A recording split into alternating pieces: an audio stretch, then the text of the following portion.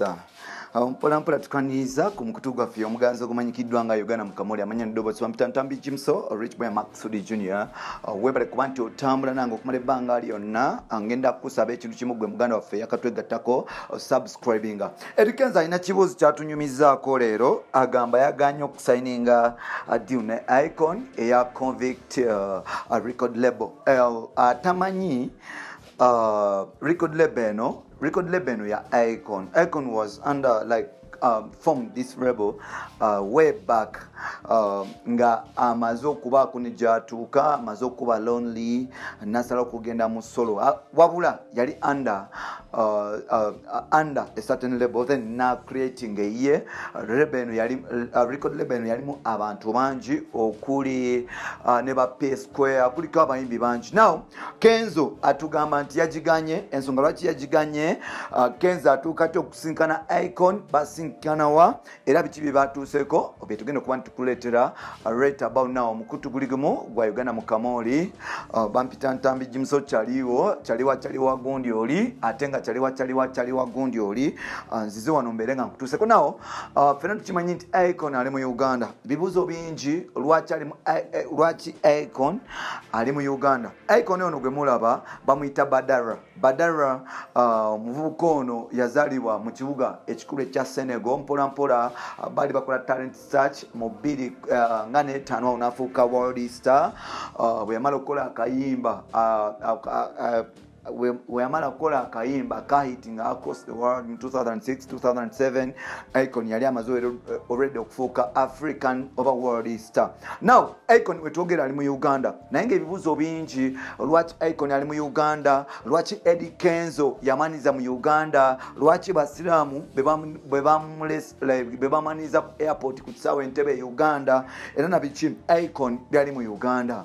Wanene twasobodeko okufuna amawulire ag'enjawulo lwaki African superstar, American superstar, world star mwali mu ggwanga yatugamba nti yazze kukola ekibuga ekimanyikiddwa nga Icon City. Ekibuga kino kiteebereza okuba nti kigenda kumalawo billion za Uganda billion eza dola 6 era ng'omuvubuka ono agamba nti agenda kizimba mu mwaka gumu oba ebiri abande abeere nga amaze okukola kye bayita Icon City mu kibuga oba mu ggwanga lya Uganda. Ettaka yaligula mu 2018 years 2 years back nagula ettaka mu kibuga Kampala oba around Kampala, so agenda kuzimba city gye bayita Icon City ng'ebalirwamu billion za Uganda, billion za America 6 oba billion za dola 6.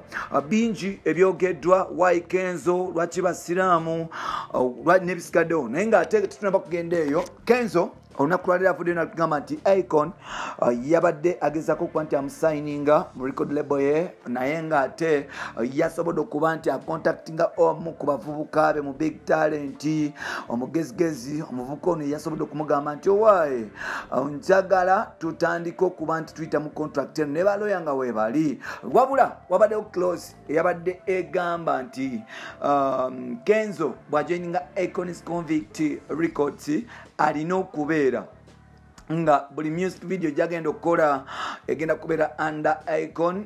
Yes, Convict egenda kubeera buli audio gyagenda okukola egenda kubeera under Icon ate nga ne distribution, online distribution okutandika ku YouTube zidiza boom play iTunes zikaddewo zigenda kubeera nga Icon yazikwasaganya zitaido zonna ne zikaddewo. So Kenzo yavuddeyo nagamba nti kino nno yakirabyemu ng'ekizibu kubanga ayagala atiwa asobole okubanga yamwekolera asobole okuba nti amuguza abantu ngaye so nga ate ebintu bya record label bigenda mu maaso n'okuba nti bizitowereza n'okukalubiriza bannayuganda ng'agamba tajja kikolayo y'ensonga eyamuganye okuba nti oba oliawo asayininga n'abasone. Kenzo yamu ku bayimbi ba East Africa oba aba Uganda bakyasinza okuba nti oba oliawo batraininga mu East Africa era nga yagenda okusinkana Icon omulundi gwe gwasooka bwe yali agenza okuperforminga ku African Cup of Nations yali mu Equatorial Guinea yasisinkana basita bangi but of course in the same country Akon esene bwe yali alina kyali wamanyikirwa nga El Hadji Papa Diouf.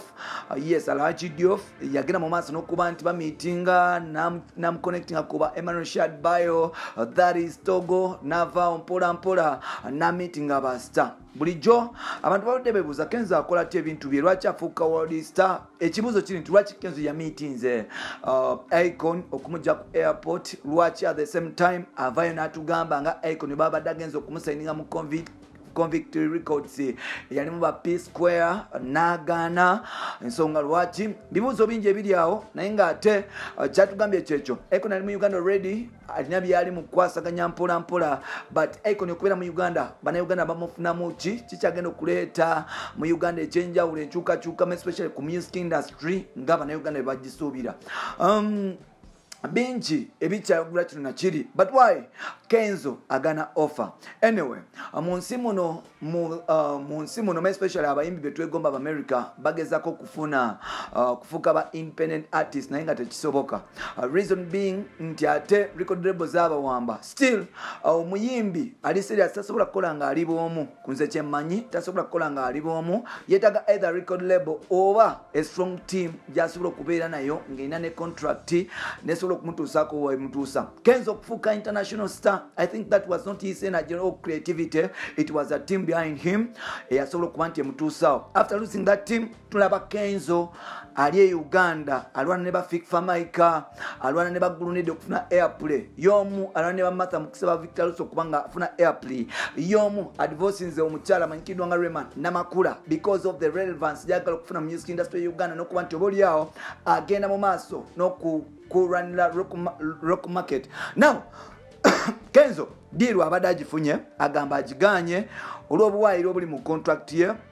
Ekibuuzo sigenda bino byonna byenjogera sogera kunafu ya Kenzo, sogera kuwa Akon oba na foreign record labels okufuna advantage oba taking advantage ya music industry yaffe. But why at this time?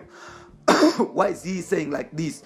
Bino nebirala tujja bikutuusako mu mawulire gaffe agaddako. Bampita Ntambi Jimso Bambi. Bye bye for now.